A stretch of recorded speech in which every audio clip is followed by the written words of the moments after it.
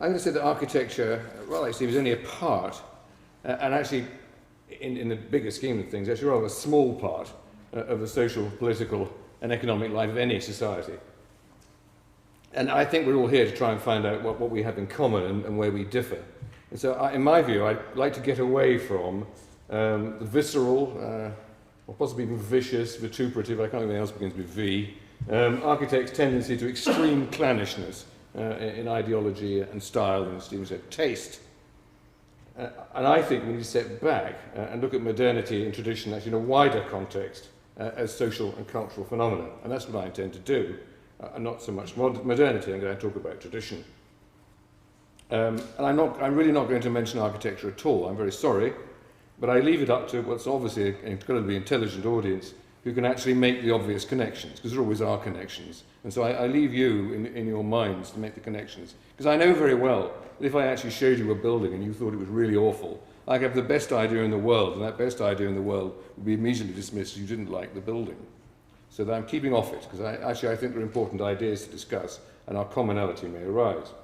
Well, sometime, I think it was in the 18th century, tradition and modernity were sort of set up in opposition to one another. And this actually survives to today, which is why we're here. And in a way, one way anyway, and one of the many variations of modernity, we're all modern, but tradition doesn't really seem to go away. I mean, modern people, like people who are around, they still have traditional weddings, or some do. Graduates still wear traditional gowns, even in this case in Shanghai, which is particularly interesting, and a whole other subject. And actually still prefer traditional houses. That's not architecture, by the way, that's the traditional house. I just thought that the title was so amusing I couldn't resist it. Anyway, I think that this is all something rather more than taste and fashion, and I think it goes much deeper, and it's something quite fundamental to the way we relate to society and to one another. And if this is the case, we need a better understanding of tradition. Well, first of all, the sort of elementary thing is you look in the dictionary first, and tradition is, quote, the handing down of statements, beliefs, legends, customs, information, etc., from generation to generation. And although they're often confused, this is not the same as custom, which is habitual practice, the usual way of acting in given circumstances, and so on. Custom is something you just do habitually without giving it much thought. Well, I can stop. That doesn't really take us very far. I think we know these. These are dictionary definitions. And we sort of need to add flesh to the bones. Now, there was quite a useful convention for understanding things which are familiar, so familiar that you can't really see them clearly. This is how the imaginary man from Mars would see them, or perhaps today the person from Mars might see them. And in fact, in this case, I propose two men or people from Mars, and the first one is actually a woman, prehistoric archaeologists and primatologists. I believe we can put these up as men from Mars, or women from Mars. Now, prehistoric archaeologists looking for culture, and we're talking about culture here, before there was any history, and so any record of ideas have to decide if something they discovered is traditional or customary. Now, before we had genetic research, the only way you could find this out, was finding something distinctive over several generations. That was the only way to detect cultures. So the people who did this, the beaker people, a stone to Bronze Age culture, is actually called this because it's identified with its traditional beaker-shaped pottery. So, once you've found this stuff, how can an archaeologist know if these things are traditional or customary? Well, in the first place, I think this is an interesting point, is they have to be more than simple function. It has to be beyond function. If there was only one way to do something, if there was only one way you could do anything that was satisfactory, it couldn't be traditional or customary. It might be, we couldn't tell. So if there are lots of ways you can make pots, and people keep on making them one particular way, and you keep on finding the same type of pot over a period of time, it's a pretty good guess that's not an accident. It's because they were made by the same population or a population influenced by the original population. So, once you know this, how can you tell if it was a custom or a tradition? Well, interestingly, you can't tell if it was a custom or tradition, something you did habitually and something you did deliberately, without a written record. You can't tell the difference. So, first conclusion, after 5 minutes. What does all this tell us? Well, first of all, there's something to do with tradition and custom that's beyond function. And it tends to be decorative, ceremonial, or symbolic. I mean, they'll do. And second, this is the point of tradition and custom. If you need a description to find out if something is a tradition rather than a custom, then when you're being traditional, the odds are you know you're doing it. I mean, I remember Richard McCormack once told me that he was being traditional, but he was doing it in a hidden way. I pointed out this was actually not possible. Didn't go down very well, there you go. Turning to our other men from Mars, this is a mirror, by the way. One of the hot subjects in primatology is animal culture. Do animals have anything similar to human culture? And the best way to find out is to study our closest animal relatives. This seems reasonable. Primates such as chimpanzees, health primatologists. And by the way, this is culture, not being cultured, like going to the opera or reading Salman Rushdie. This is anthropological culture. The combination of actions and ideas that go together to make one group of people distinctive from one another, or in this case, a group of animals. So, like prehistoric ancestors, you can't speak to chimpanzees, but you can watch what they're doing. Someone actually remarked before this is actually George Bush, and that's Iraq, but anyway. So just by watching, how do you discover if there's anything like culture in chimpanzee troops? Well, primatologists look for learnt information that's passed down through generations and used exclusively by one troop, such as smashing up nuts in a particular way. Well, a lot of animals have a thing called observational learning. That's by looking at others doing something or being placed by a parent in some situation where something's likely to happen. It's quite possible that chimpanzees have a culture based on deliberate teaching by one generation to another. That's a different thing, both from parent to child and across a group. In fact, chimpanzees live a long time, and there's no conclusion yet on whether chimpanzees do have culture that can be compared with humans. But for our purposes, the important point is that the key definition of culture, as anthropological culture, as a distinctive identity of a group, has been whittled down to the existence of tradition. Or you probably picked up the point, actually they really mean custom, but never mind. And we can, because you can't talk to chimpanzees, and they can't talk to one another and leave a written record. But we can turn this around. If tradition means culture, then culture means traditions, at least to a degree. So if we combine our men from Mars, or people from Mars, and look at how we became human, this might tell us something more. And I'll turn to the work of the evolutionary behaviorologists Robert Boyd and Peter Richardson. And they've developed a theory called dual inheritance theory, which is based on the principle that in evolution, humans have had the benefit of two processes, genetic and cultural. And we share genetic evolution with all other creatures, but we have a unique, or possibly virtually, unique process of cultural evolution, which has effectively been responsible for our dominance of the Earth, which is in many ways remarkable as a creature. Anyway, the Boyd and Richardson's theories are supported by lots of mathematical models. I'm not quite sure I understand. But the principle of the theory is actually quite simple. Other animals depend on genetic inheritance and trial and error, or learn by observation, to exploit their environment. Genetic inheritance may be highly effective, but it's random and extremely slow, as we know if we ever get appendicitis. And many creatures, from crows to monkeys, can learn from trial and error, but they can't accumulate the information collectively and add to it, except painfully slowly by natural selection. Humans, on the other hand, have the ability to learn individually, and with that knowledge, to pass it on, not just to their offspring, but to their associates and their offspring, and so on and so on. In other words, what they do is they create traditions. And this allows knowledge to accumulate and improve generation by generation and cuts down the effort of learning. It's something that other creatures simply can't do, and this is called cultural transmission. And it's a similar process to genetic evolution. It involves trial and error and survival of the fittest, but it's both much faster and less random.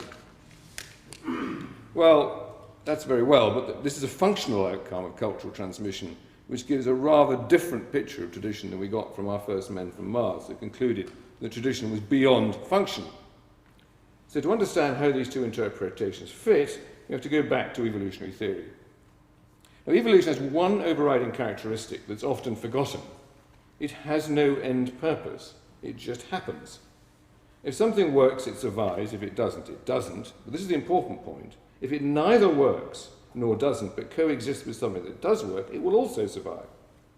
So this gives us two secondary characteristics of evolution: inertia and redundancy.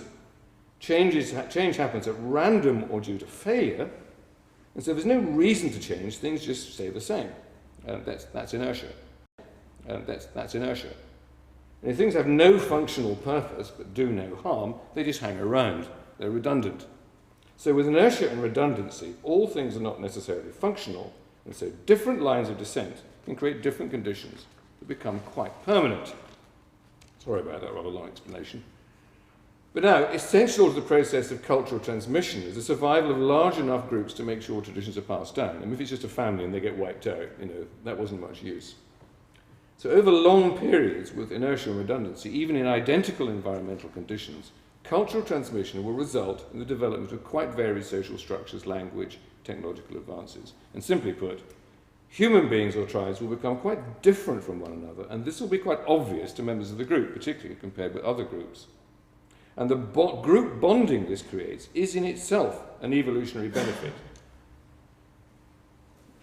Not only to help better bonded groups to compete for better resources, but to hold them together to survive in harsh conditions. And I think there's a very obvious comparison between these masons and this dance.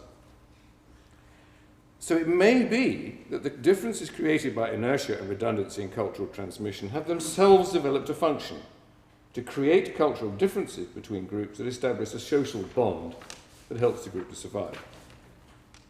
So to this idea, we can add another characteristic of evolution, wasteful display or runaway mutation. And this is called the story of the peacock's tail. And the story goes roughly like this. It's the original peahens chose the best original, actually rather plain, peacocks on the basis that a good tail meant a healthy peacock. So the next generation of peahens had to choose the best tail from a better collection of tails, and so the story goes on until peacocks have enormous tails, not much used for flying or for getting away from anything that wants to eat them, but really great for attracting peahens. This is called runaway mutation. When group identity is itself a benefit, then better group identity is always better. And the ratcheting up, as the expression is, a ratcheting up of wasteful display can occur with group-to-group rivalry, as well as individual status between members of the group. And cultural traditions, and here we see two good parallel examples, are part of a way a group identifies itself. And knowing that, the group can make the most of them. So ratcheting up traditions can be a good way of keeping everyone on side. So, it seems there are two types of tradition. One where knowledge is simply built up from generation to generation, and one which holds communities together. The two types don't actually have to be different. It's possible to make the display of the accumulation of knowledge part of community identity, and that's what professional titles do. We call ourselves architects, we give ourselves initials. Actually, that's displaying our knowledge. That's, if you like, a traditional display of knowledge, as indeed are wearing academic robes and so on. But they can also be quite different. Actually, the accumulation of knowledge is part of the everyday traditions of scientific groups. Actually, you don't keep retesting something. It's actually a very normal way of accumulating knowledge. Every now and then you have to break it. But on the other hand, military traditions are very interesting because they're simple exercises in group bonding to encourage strangers to die for one another. That's what they do. And they're extremely effective at it. It's well known that friendly regiments have more antipathy towards one another than they do towards the enemy in war. That's just how effective it is. So one way or another, traditions are an essential part of what it is to be human. They're one of the key attributes that have allowed humans to take over the world, and the way of holding groups of humans together so that they can take over the world. So just briefly, we now need to look closely at how communities use traditions to maintain their identity. So, traditions come from your ancestors or predecessors. That's a fundamental aspect of it. They're part of your past. And they're a kind of memory. Where you come from and who you are. And anyone who knows someone who's suffered from Alzheimer's disease, as I have, not I haven't suffered myself yet, of course, well, I do have senior moments, actually, having observed it, will understand that your memory is what you are. It's the collection of all the things that have shaped your personality. It's a record of all the things you've learned. It's your relationship with your family and friends. So without your memory, your personality disappears. And so it is with communities. In 1925, a professor at University of Strasbourg, Maurice Halbwachs, realized that groups had a memory like people. He saw that it was this memory that identified the group and members of the group who took their identity from it, and they shared that identity with other members of the group. And Halbwachs called this collective memory. And this is now a sociological discipline, collective or social memory. And it's defined as, definition again, a way of representing the past that's shared by a group and which the group acts out together. And the identity of the group is based on its collective memory, and this guides the way it behaves now and the way it sees the future. Collective memory is the way a group identifies itself through its traditions. And the analogy with personal memory is actually quite revealing. We know that memory is selective, it's at times inventive, it's not chronological record of what happened in the past. We can forget as well as remember, we can jump backwards and forwards, we can link events to one another, we're constantly adding to our memories, and each new experience goes into the pool of memories and changes it. Memory can adapt itself to different situations, drawing out what's relevant and leaving behind what's not. Above all, selective or adaptive, unless we suffer from amnesia, memory is cumulative and continuous. And it's my term for a literary analogy. It's like an incomplete story. Each chapter is a part of a developing narrative. New chapters keep on being added, but they actually don't make any sense unless they're part of a narrative. So as it is with individual memory, so it is with collective memory. The Jewish community is determined to remember the Holocaust, and Russia wants to forget what Stalin did. We can keep black rod in the woolsack of the member of an institution which is a modern parliament. We can add Santa Claus and Christmas crackers to a traditional Christmas. And all these things are collective memories. All are traditions, and all are part of the way a community identifies itself. And even when people have tried to overturn society by rubbing out traditions, they just make new ones. The first revolutionary French constitution stipulated the creation of new commemorative ceremonies. They knew what they were doing. And importantly, however savage the attempts to remove them, they often lie below the surface, waiting for the right moment to come up again. Ethnic memories were quick to resurface when Yugoslavia disintegrated. So, we need traditions and memories to tell us where we belong and who we are. And to ignore them or to deny them can be dangerous. Most dangerous of all is the idea that being modern and rational puts you beyond tradition, quite a common view. This can lead you to believe that because you are modern and rational, other people's traditions are irrational and worthless, and so it's rational and even morally righteous to rub them out. So I can conclude now, I've done my 15 minutes.